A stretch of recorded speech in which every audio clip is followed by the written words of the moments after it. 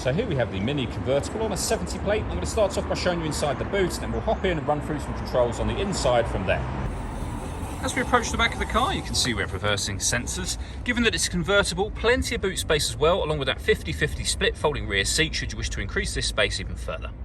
Okay, now that we're inside the car, we're going to start with the dials. On the left-hand side, we have the rev counter, we have the speedometer in the middle, and the fuel gauge over on the right-hand side. Also in the middle, you can see the total miles of this car.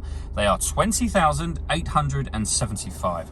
The information displayed above that can be changed using controls on the end of the indicator stalk. You can, for example, have a digital readout for the speedometer displayed there, should you wish to. We back out to the steering wheel. On the left-hand side, first of all, we have a speed limiter. And over on the right-hand side, stereo and phone controls. The phone controls can only be used once you paired the phone up to the car.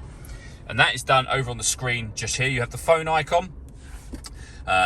Within that section, you'll be able to manage mobile devices and connect a new device. All the movement you see me making on the screen is all being done using this dial. The dial itself will rotate. It pushes down. It also jogs to the left, to the right. And you can access virtually everything from here, but there are certain buttons you can push if you wish to. So for example, we're on the main menu at the moment. Music in this car is under the media radio heading just here. We have DAB, FM radio, as you can see, Bluetooth audio, so you can stream your music wirelessly once you paired your phone, and USB input as well. So loads of ways to listen to your music. The main volume for the stereo is just there. Below that, we have the air conditioning. So you can determine the direction of the air, the fan speed and the temperature. That button turns your air conditioning on and off again. You can recirculate the air that's in the car. It's a great way of heating it up or cooling it down quickly depending on the temperature you set here, and with a heated rear screen as well. Beneath that, we have traction control. We can turn off and on again. We can start and stop the engine from here, and this button turns off the stop and start. This car is designed to cut out when it's stationary in traffic to save you fuel. That system is now turned off.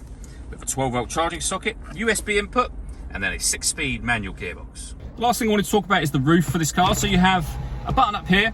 You can open this front section and it opens as kind of a sunroof, so it will stop just there, and as you can see, nice big section to let in air from that bit.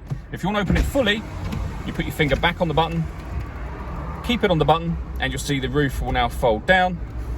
All the other windows have gone down. If you keep your finger on the button, the windows will all automatically come back up again. All that leaves me to say is thank you for taking the time to watch this video. If you'd like to come and see the car in person and have a test drive, please feel free to call either of our MJA sites. We'd love to hear from you soon.